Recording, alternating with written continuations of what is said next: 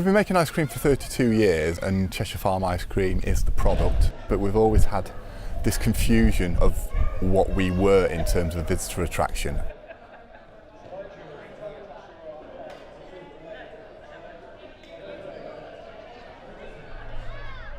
You went through quite an exacting process to develop a new brand for the ice cream farm. Could you explain a bit more about how you did that?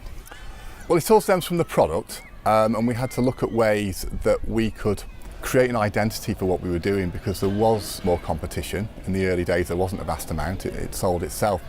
So we had to look at what we were and how we could create an identity for what we were, and clearly that all stems from the ice cream. We feel we got a product that you will always sell more in a leisure environment, and to have control of that leisure environment is where we're targeting and how we're going to move forward.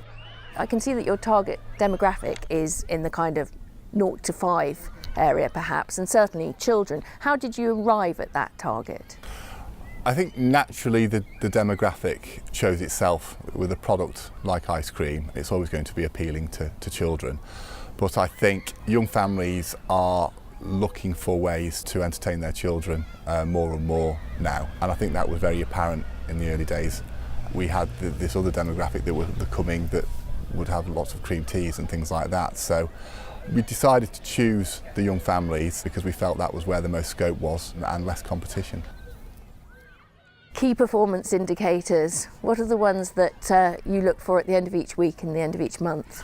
The main one is average spend per head. With our business model being free to enter, it's so crucial that we do achieve what we need to achieve to keep running. So people can come here and not spend a penny. We do need to try and be clever and put things in front of them that don't spoil our ethos, but clearly we're a commercial business and we have to get that margin. What do you expect your wages to be as a percentage of your turnover? The downside of this site is it is so seasonal. It can be anywhere from 14% wage to income up to 45% in darkest January. So on average, our target is around about 25%. It's challenging, but the new sites that we're looking to do with improved design and flow and labour costs, we're hoping to achieve around about 20%. This is a public-facing business, and organisations like TripAdvisor can be quite cruel. Have you developed a thick skin? It's getting thicker and thicker all the time. It's probably one of the biggest challenges, I think, in managing this business is growing up in a community and then maybe not having some people that are your biggest fan. There are always going to be people that don't like what you're doing, and I think if the people you care about are happy with what you're doing, then I think that's how you've got to focus. What role did the Bolesworth estate take in the redevelopment, particularly the 2015 redevelopment of this business? They have a lot of experience in planning. My experience was limited. I've got a lot more now, but I think it's that comfort of having a partner there that can guide you through what can be quite a complicated and challenging process. There was a financial involvement as well, which made sense all round. They still had to have that financial input into the site. I imagine this involved an entirely new kind of contract. This was no longer a farm contract. Were there robust discussions with the estate? There has been robust discussions. The first discussion was really quite pleasant because it was exciting. It was all about, yes, we're going to build this. We developed a new lease. We were investing an awful lot of money, and also Bolesworth were investing as well. So we needed a lease that suited both parties. We have the long-standing working relationship. It was quite a straightforward negotiation. This was a big redevelopment project. I imagine it met some resistance at the planning level. How did you overcome the problems? Dialogue with the planners in the first instance to really be open and transparent about what we were wanting to achieve and answer every question before it's asked, really.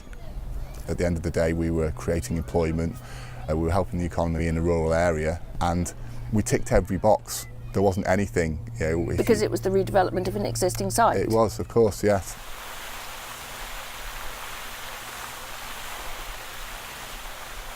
This is a really exciting project, but it's quite unusual and new. What kind of changes did you have to make to the estate plan to help it to happen? Well, it really started with the site. We had to clear the cubicle sheds, then we had to get planning consent to effectively move the dairy herd to an existing farm, but to amalgamate them. And then the second part was working with Jonathan to achieve a planning consent on what was the farm site, which brought its own challenges. We need to work with successful entrepreneurs who know their business. As an estate, we know our business, and that's letting land and property. But actually running a leisure business like this is a completely different skill set. How hard did the Fell family, a traditional agricultural tenant, have to push the estate to make these kinds of changes? It was a joint approach, really. We had a building here which was the old milking parlour. We had, about 200,000 visitors coming every year, and we took a hard look at it as an estate and thought, well, why are they actually coming? Because the building was not very attractive. Working with Jonathan, we said, well, should we do a makeover of the Blue Barn, as we call it? So we gave it a makeover, and that triggered an upsurge in visitors, and Jonathan needed to accommodate them somewhere. So that then led to a conversation about a play area, and the play area's temporary planning consent ran out, and then we ended up with this.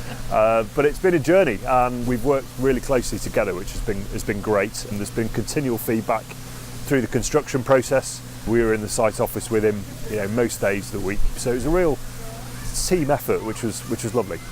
This has been a very successful startup. Would you like to reconsider the fact that you didn't charge an overage in your contract? Yeah, I think hindsight's a wonderful thing. When we started this journey, Jonathan's business looked very different.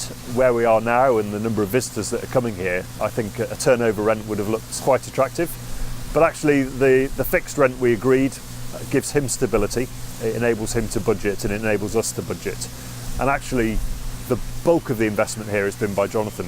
We've set the scene, we've did the groundworks, and I think we provided the steel frame, but Jonathan added the magic, and it's only right that he has that stability to enable him to recoup his investment.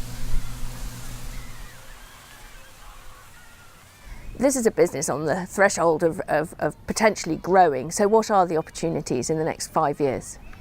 In terms of what's next, I think there is huge opportunity to do more sites. What scale they might be is still under discussion, but I think in rural areas there's huge opportunity and growing tourism, and if you can do something right and appealing in the right place, then I think there's a place for this to be rolled out across the UK.